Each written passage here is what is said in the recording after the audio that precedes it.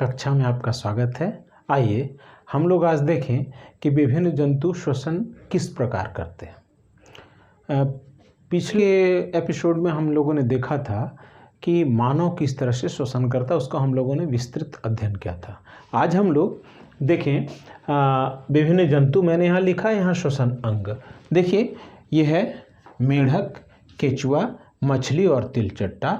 इनके श्वसन अंग मुख्य कौन कौन है ये लिखा हुआ है और ये किस तरह से श्वसन कर रहे हैं इसको हम लोग देखें। सबसे पहले आई है बात मेढक की। मेढक हम जानते हैं उभयचर प्राणी है, अर्थात वह जल में भी रहता है और भूमि पर भी रहता है। इसके शरीर में फेफड़ा होता है। जब यह भूमि पर मेढक रहता है, जैसा कि चित्र में आप देख लीजिए दिखाई पड़ रहा है, जब यह भूमि पर रहता है उस समय यह फेफड़े से श्वसन की क्रिया करता है, और जब यह जल में रहता है उस समय यह अपनी त्वचा से श्वसन की क्रिया करता है। श्वसन की क्रिया का मतलब वह ऑक्सीजन ग्रहण करता है, साथ ही साथ श्वसन के फलस्वरूप जो कार्बन डाइऑक्साइड होता है उसको उत्सर्जित कर देता है। त्वचा से जब करता है तो त्वचा के द्वारा, जब वो फेफड़े से करता है तो फेफड़े के द्वारा, दोनों क्रिया को वो कर लेता है। अब आइए हम लोग देखें केंचुआ। केंचुआ के शरीर की सतह बहुत ही मुलायम होती है और उसकी त्वचा बहुत ही पतली और मुलायम होती है। वह उस मुलायम त्वचा के द्वारा गैसों का आदान प्रदान कर सकता है। इसलिए केंचुआ का जो श्वसन अंग है त्वचा, अर्थात वह त्वचा के माध्यम से वायु से ऑक्सीजन को अवशोषित कर लेता है तथा श्वसन के फलस्वरूप बने हुए कार्बन डाइऑक्साइड को बाहर कर देता है। अब आइए मछली। चित्र में भी आप देखिए मछली, और आपने मछली तो देखी होगी। मछली में देखिए आप कि मछली जल में रहती है और मछली का जो गलफड़ है उसके बगल में देखते हैं आपकी जाली नुमा लाल लाल संरचना दिखाई पड़ती है, जिसको हम लोग गिल कहते हैं। क्या कहते हैं? गिल। मछलियाँ देखिएगा मुंह को ऐसे फाड़ देती हैं और पानी उनके गलफड़ से होकर के जब गुजरता है तो यह जो गिल रहता है उसमें रक्त कोशिकाएं रहती, उसमें रक्त का प्रवाह रहता है। वहाँ से जल के ऑक्सीजन को वे ग्रहण कर लेती हैं और फिर शरीर के विभिन्न कोशिकाओं तक पहुँचा देती हैं। उसी तरह से कार्बन डाइऑक्साइड भी उनका वापस गिल के द्वारा बाहर निकाल दिया जाता है जल में। अब देखिए तिलचट्टा। तिलचट्टा एक ऐसा जीव है जिसके शरीर पे छोटे छोटे रंध्र होते हैं, जिनको हम लोग श्वास रंध्र कहते हैं, स्पिरेकल्स। उन श्वास रंध्रों से वायु अंदर जा सकती है, बाहर भी आ सकती है। साथ ही साथ उसमें जो श्वास रंध्र है वे एक नाल में खुलते हैं, जिसको हम लोग श्वास नाल कहते हैं। श्वास नाल वायु का परिसंचरण पूरे शरीर में करती हैं।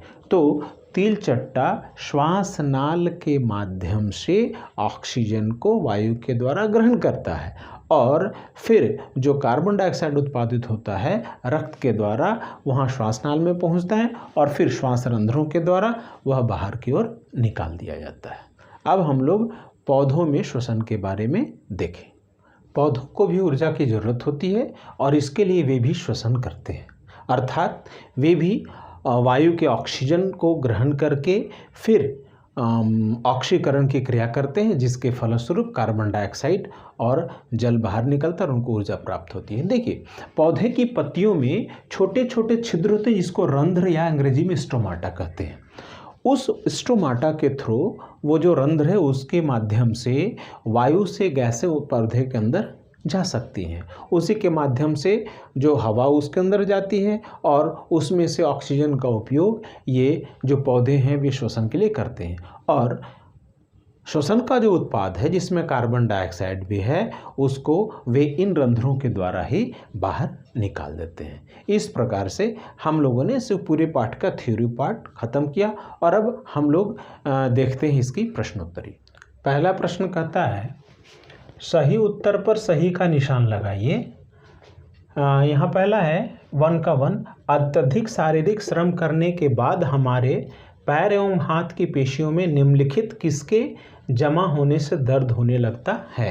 देखिए यहाँ दिया है क अल्कोहल, ख लैक्टिक अम्ल, ग कार्बन डाइऑक्साइड और घ ग्लूकोज। हम जानते हैं कि ऐसा लैक्टिक अम्ल के जमा होने के कारण हो जाता है, तो हमारा उत्तर हो जाएगा ये ख। अब देखिए दूसरा प्रश्न, किसी सामान्य व्यक्ति की विश्राम अवस्था में औसत श्वसन दर होती है 9 से 12, 15 से 18 प्रति मिनट, 21 से 24 और 30 से 33 प्रति मिनट। जो सामान्य व्यक्ति होता है, जो सामान्य स्थिति में उसकी जो श्वसन दर होती है वो 15 से 18 प्रति मिनट।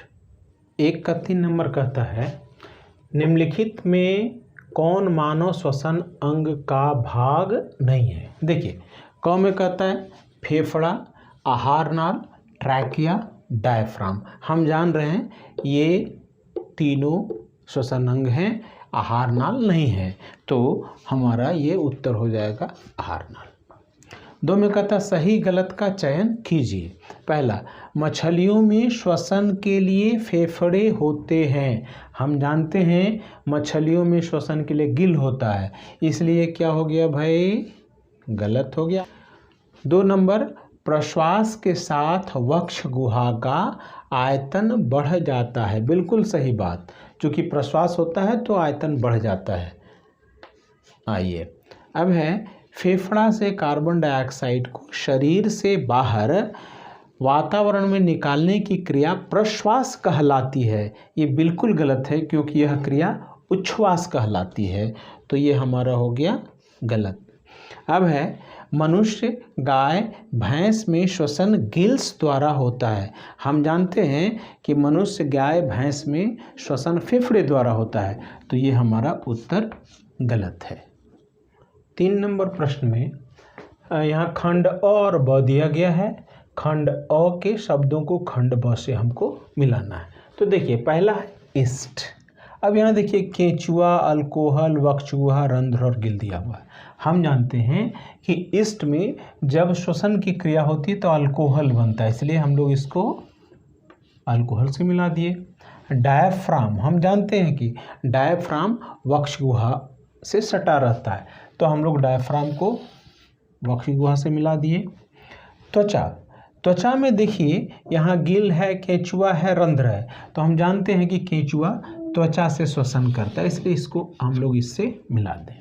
मछली, हम जानते हैं मछली का श्वसन अंग गिल है, तो हम लोग मछली को गिल से मिला देते हैं।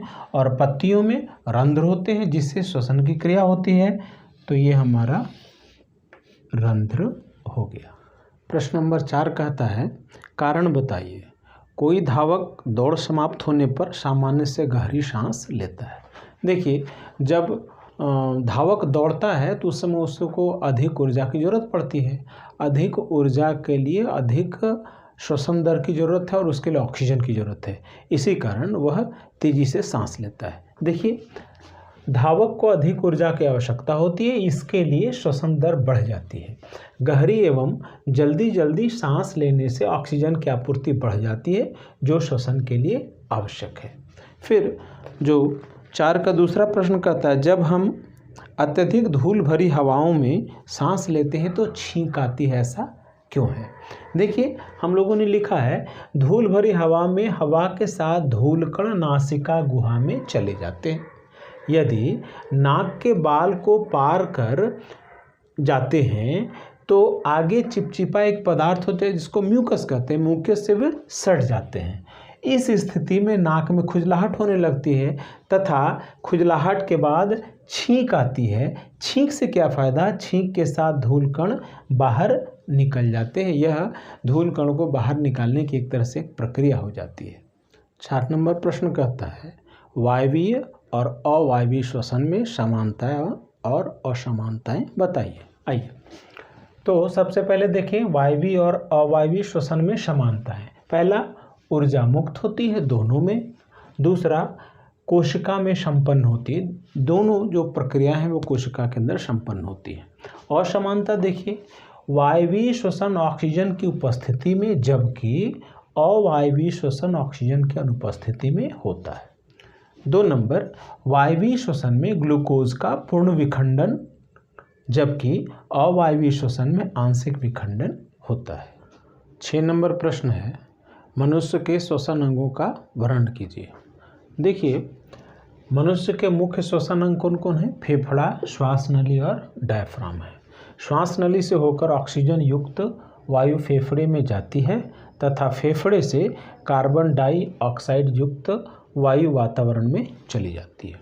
आगे देखिए, फेफड़ा में रक्त केशिकाओं में रक्त रहता है जो ऑक्सीजन का परिवहन कोशिकाओं तक तथा कार्बन डाइऑक्साइड का परिवहन फेफड़ा तक करता है। डायफ्राम के बारे में समझिए। डायफ्राम वक्ष गुहा के आयतन को बढ़ाने और घटाने में सहायक है। आयतन बढ़ने पर प्रश्वास के द्वारा वायु फेफड़े में प्रवेश करती है तथा आयतन कम होने पर उच्छ्वास के द्वारा फेफड़ा से वायु बाहर निकल जाती है। इस तरह से श्वसन की क्रिया संपन्न होती है। प्रश्न संख्या 7 कहता है 3 परखनलियाँ लीजिए, प्रत्येक का 3/4 भाग जल से भर लीजिए। इन्हें ए, बी तथा सी द्वारा चिन्हित कीजिए। परखनली ए में घोंघा रखिए, बी में कोई जलीय पौधा रखिए और सी में पौधा और घोंघा दोनों रखिए। किस परखनली में कार्बन डाइऑक्साइड की मात्रा अधिक होती है? ध्यान दीजिए, जब ये हम लोग प्रयोग करेंगे तो जो हमारी परखनली ए है जिसमें घोंघा, उसमें कार्बन डाइऑक्साइड की मात्रा अधिक होगी। अब बूझिएगा क्यों? क्योंकि उसमें केवल घोंघा है तो वह कार्बन डाइऑक्साइड श्वसन के फलस्वरूप छोड़ता है। जिसमें पौधा है वह क्या करता है? वह श्वसन भी करता है और प्रकाश संश्लेषण की क्रिया भी कर सकता है। तो प्रकाश संश्लेषण की क्रिया में वह ऑक्सीजन निर्मुक्त करेगा और जो कार्बन डाइऑक्साइड होगी उसका उपयोग भी वो कर सकता है प्रकाश संश्लेषण की क्रिया में। जिसमें दोनों रखे हुए हैं तो घेंघा जो कार्बन डाइऑक्साइड छोड़ेगा उसको वह पौधा प्रकाश संश्लेषण के रूप में भी उपयोग कर सकता है। इस तरह से सबसे ज़्यादा मात्रा परखनली ए में होगी। अब देखिए, अगला प्रश्न है 8 नंबर, अवायवीय श्वसन के फलस्वरूप बनने वाले पदार्थ क्या हैं जब ये पेशी में होती है, और 2 नंबर है ये ईस्ट में होती है। देखिए, जब ये पेशी में होगी तो क्या क्या बनता है? लैक्टिक अम्ल और ऊर्जा, ये 2 चीज़, लैक्टिक अम्ल बनता है और ऊर्जा निकलती है। और जब ये दूसरा प्रश्न कहता है जब ये ईस्ट में होता है तो देखिए अल्कोहल बनता है, कार्बन डाइऑक्साइड गैस निकलती है और ऊर्जा निर्मुक्त होती है। आइए अब 9वें प्रश्न की ओर चलें। कहता है जब हमें नींद आती है तो हम जम्हाई लेते हैं, ऐसा क्यों होता है? ध्यान दीजिए, हम लोगों ने लिखा है नींद के समय श्वसन दर कम होने के कारण कोशिकाओं में ऑक्सीजन की आपूर्ति कम हो जाती है। जब नींद आने लगती है तो श्वसन दर कम होती है और ऑक्सीजन की आपूर्ति कम हो जाती है। इस कारण शरीर में सुस्ती और जम्हाई आती है। अब हम लोग 10वें नंबर को देखें। 10वां नंबर प्रश्न है वायु में उपस्थित कौन सी गैस वायवीय श्वसन के लिए जरूरी है? श्वसन में ऑक्सीजन की क्या भूमिका है? देखिए, हम जानते हैं कि ऑक्सीजन वायवीय श्वसन के लिए जरूरी है, तो हमने लिखा ऑक्सीजन वायवीय श्वसन के लिए आवश्यक है। यह ग्लूकोज का ऑक्सीकरण करके उसका पूर्ण विखंडन करती है, इससे कार्बन डाइऑक्साइड और जल बनते हैं तथा ऊर्जा मुक्त होती है जिसका उपयोग जीव करते हैं। तो इस तरह से हम लोगों ने अब संपूर्ण पाठ को समाप्त किया। धन्यवाद।